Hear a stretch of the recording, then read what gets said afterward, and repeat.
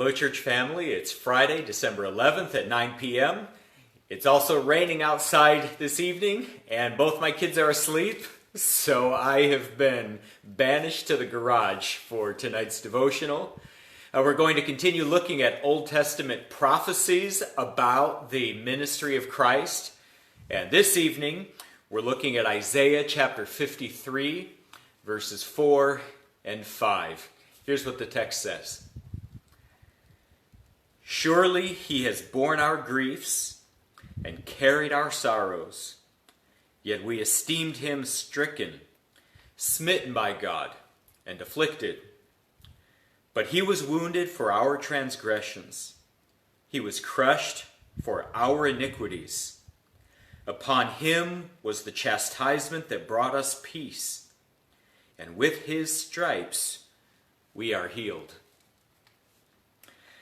Throughout the book of Isaiah, God tells us about someone who would come to deliver and rescue his people.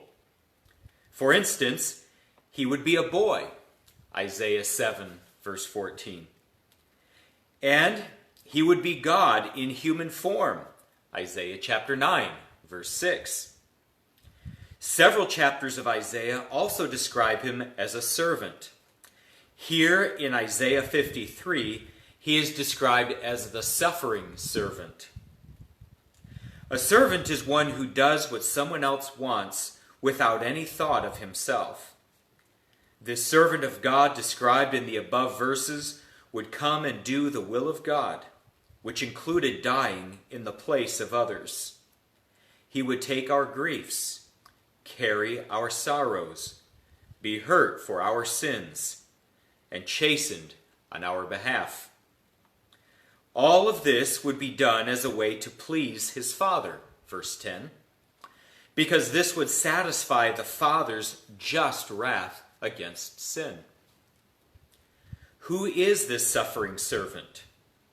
Well, he is Jesus, the Messiah, who came for the purpose of dying for the sins of the world.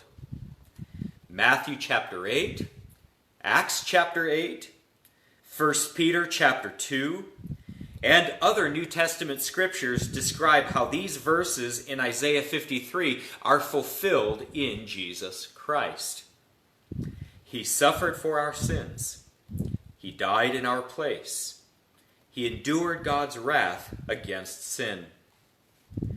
While the picture of the babe in the manger is the scene that dominates the Christmas season, we must never forget that Jesus was born to die for our sins in our place as the suffering servant.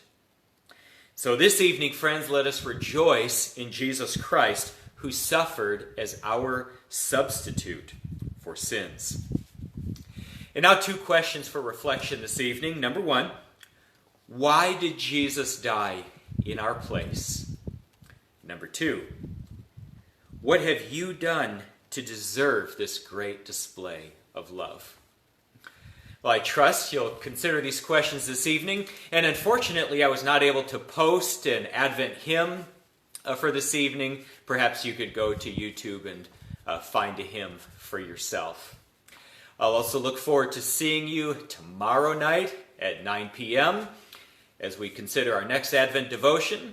And we will continue to gather every night at 9 o'clock from now until Christmas Day. Look forward to doing this again with you soon. Until then, God bless you all, and good night.